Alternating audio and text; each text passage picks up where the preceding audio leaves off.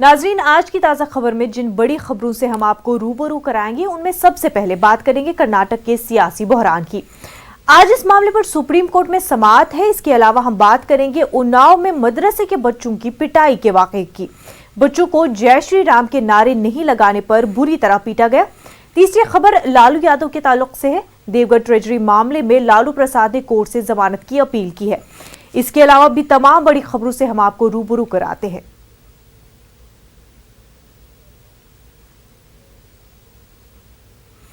जम्मू कश्मीर के जिला पुंछ में 2 मकामात पर पाकिस्तान ने बिला इश्तियाल फायरिंग की। एलओसी के करीब कृष्णा घाटी सेक्टर और मनकोट सेक्टर में शेलबारी का हिंदुस्तानी फौज ने भी मुंहतोड़ जवाब दिया है। पाकिस्तानी फौज ने मनकोट और कृष्णा घाटी सेक्टरों में रिहायशी इलाकों को निशाना बनाया।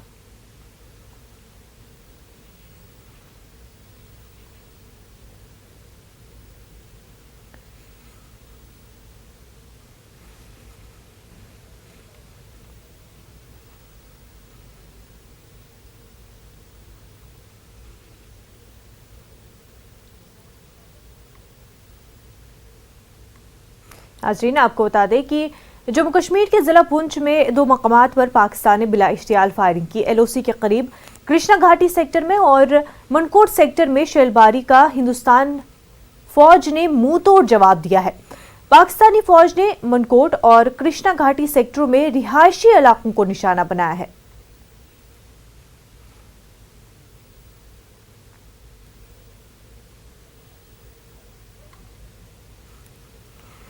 लगातार पाकिस्तान जो है सीज फायर मुआहदे के खिलाफ वर्जी कर रहा है। एक बार फिर से जो है पाकिस्तान ने शेलबारी की है, रिहायशी इलाकों को निशाना बनाया है। आपको बता दें एलओसी के करीब कृष्णा घाटी सेक्टर में, साथ ही साथ मनकोट सेक्टर में भी पाकिस्तान ने शेलबारी की है, जिसका हिंदुस्तानी फौज ने मुंहतोड़ जवाब दिया है।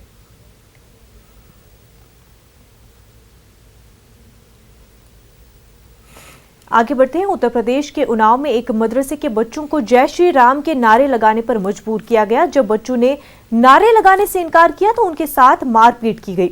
बच्चों के कपड़े फाड़ दिए गए और उनकी साइकिलें तोड़ दी गई। मस्जिद के इमाम का इल्जाम है कि इस मामले में हिंदू शिद्दत पसंद तंजीम बजरंग दल का हाथ है। मुलजिमीन की पहचान फेसबुक आईडी के जरिए की गई है।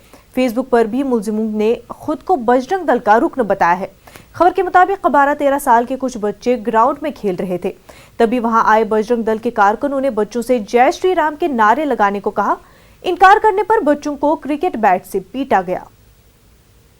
आमतौर पर खेलने कहीं ना कहीं जाते हैं। आज हमारे 2 बजे नमाज पढ़ के 10-12 बच्चे छोटे छोटे, किसी की 12 साल 13 साल 14 साल उम्र है, जेआईसी ग्राउंड रेलवे के पास क्रिकेट खेल रहे थे। 4 लड़के आए बड़े बड़े और उन्होंने कहा कि जय श्री राम के नारे लगाओ। एक झापड़ मारे। इन्होंने मना कर दिया कि नहीं बोलेंगे, ये नारा हमारे यहाँ मना है।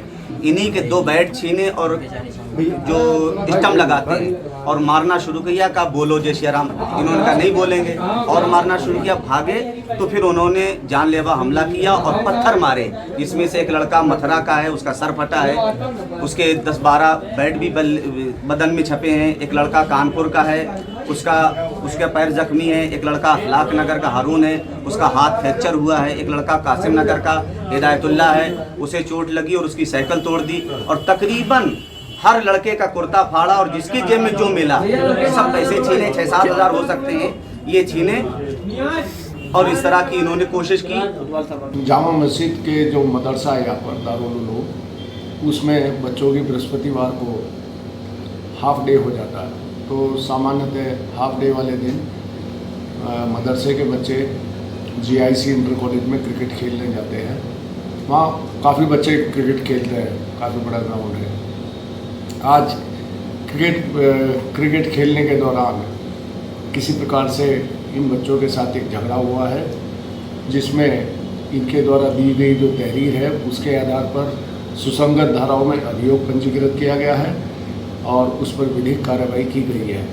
जो 3 बच्चे जो इंजर्ड हुए हैं उसमें जो जिनके थोड़ी चोटें आई हैं उनका मेडिकल कराया गया है और विधिक कार्रवाई की जा रही है। हमारे साथ हमारे नुमाइंदे अनुज गुप्ता इस वक्त हमारे साथ जुड़े हुए हैं। अनुज, आपसे इस पूरे मामले पर तफसीलात चाहेंगे। जी बिल्कुल, बता दें कि जिस तरह से पूरा मामला सामने आया, मदरसों के छात्र से पिटाई का मामला है। जी। छात्रों का आरोप है कि उनके साथ मारपीट की गई और उनसे जबरदस्ती जय श्री राम के नारे लगवाने का प्रयास किया गया और ना जी। बोलने पर उनके साथ मारपीट की गई। जिसके बाद जब मामले की सूचना पुलिस को मिलती है तो शहर कोतवाली पुलिस मौके पर जीआईसी मैदान पहुंचती, वहां मामले पर जांच करती है, मदरसे जाती है। इसके बाद पुलिस वहां पे जो तहरीर दी जाती है, तहरीर के आधार पर 3 नामजद और एक अज्ञात व्यक्ति के खिलाफ मुकदमा दर्ज किया जाता है। सूत्रों के हवाले से आपको खबर बता रहे हैं कि अब तक एक आरोपी के गिरफ्तार होने का दावा सूत्र कर रहे हैं।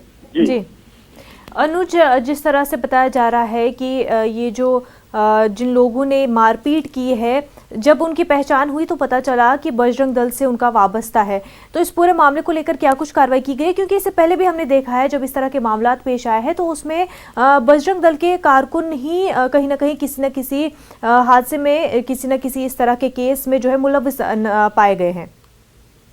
जी, अभी हमारे सूत्रों से जो हमें जानकारी मिल पा रही है वो आपको बता दें कि ये जो जिनको बजरंग दल में होने का दावा किया जा रहा है, हमारी उन बजरंग दल के जो संयोजक है, प्रदेश जिला प्रभारी, उनसे बातचीत हुई है।